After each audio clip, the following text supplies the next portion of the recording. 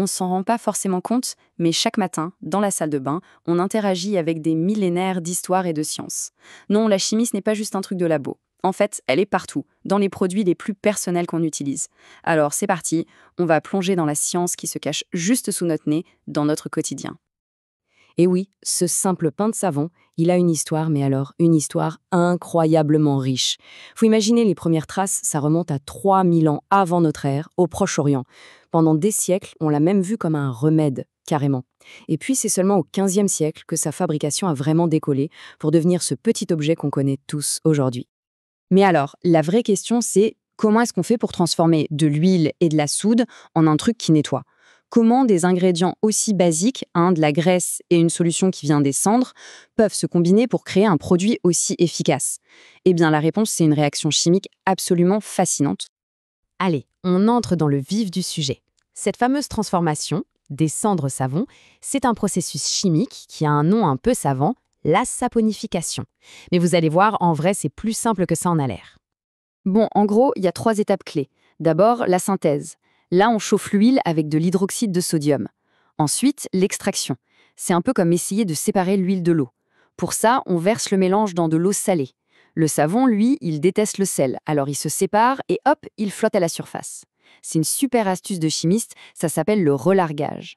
Et pour finir, on filtre le savon solide pour enlever le reste d'eau. Et voilà, c'est une transformation chimique parfaitement maîtrisée. Ok, maintenant qu'on a vu le comment, on va s'intéresser au pourquoi. Qu'est-ce qui se passe vraiment, tout au fond, au niveau des molécules? En fait, au cœur de toute la chimie, il y a cette idée de transformation.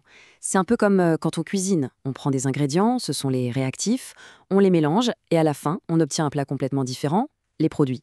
Eh bien là, c'est exactement la même chose. Donc pour notre savon, l'équation est super simple. D'un côté, on a l'huile et l'hydroxyde de sodium, ce sont nos réactifs. De l'autre côté, après la réaction, on obtient nos produits, le savon et l'eau. C'est simple, non?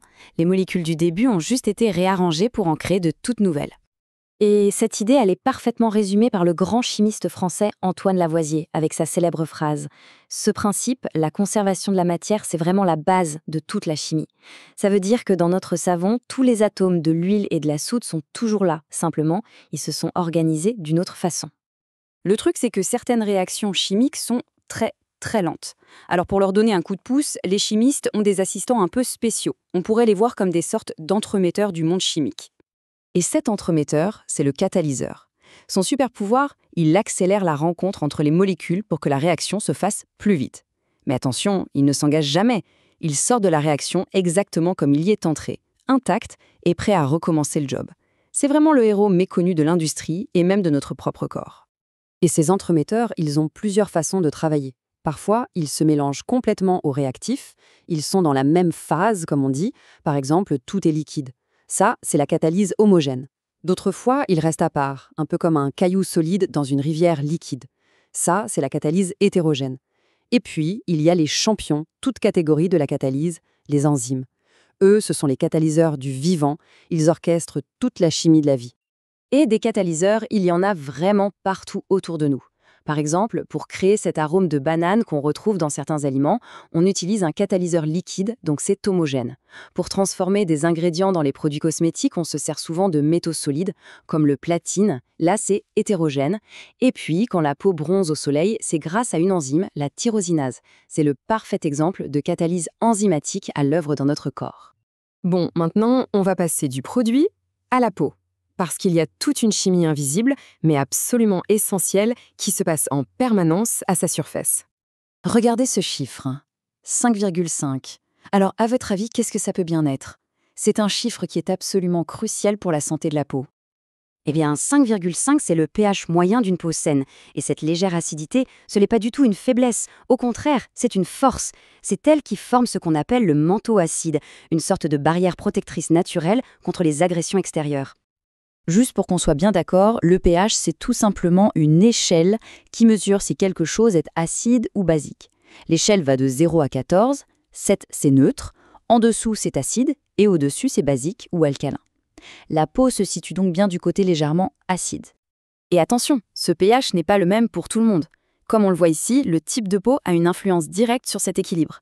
Une peau sèche, par exemple, est plus acide. Ça peut la rendre plus sensible aux irritations. À l'inverse, une peau grasse est plus alcaline, ce qui peut créer un environnement sympa pour certaines bactéries. C'est pour ça que c'est si important de choisir des produits qui sont adaptés à son pH. Alors, la question c'est comment les scientifiques font-ils pour être sûrs que les produits qu'on utilise respectent bien cet équilibre super fragile? Eh bien, ils ont des outils bien précis pour ça. L'un de leurs outils les plus précieux, c'est ce qu'on appelle une solution tampon. C'est un mélange un peu magique qui a une propriété géniale. Il résiste au changement de pH. Même si on ajoute un peu d'acide ou de base, le pH, lui, il ne bouge pas. On peut vraiment le voir comme le garde du corps du pH d'un produit cosmétique. Et ce rôle, il est absolument crucial. C'est grâce à ces solutions tampons que les crèmes et les lotions ont un pH qui est bien compatible avec la peau. Mais leur utilité ne s'arrête pas là.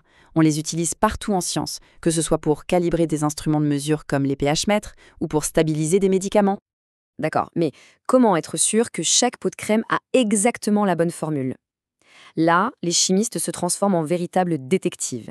Ils utilisent une technique appelée le titrage. C'est un peu comme un interrogatoire chimique très très précis. Ça leur permet de vérifier la concentration de chaque ingrédient, et ça garantit que le produit final est non seulement efficace, mais aussi parfaitement sûr, lot après lot. Bref, du savon de nos ancêtres jusqu'à la biotechnologie la plus moderne, la chimie est absolument partout. Elle protège, elle nettoie, elle équilibre notre corps et notre environnement. Alors la prochaine fois, sous la douche, pensez à toute cette science qui se cache dans le creux de la main. Et ça amène une question, quelle autre chimie cachée façonne notre monde, sans même qu'on s'en rende compte?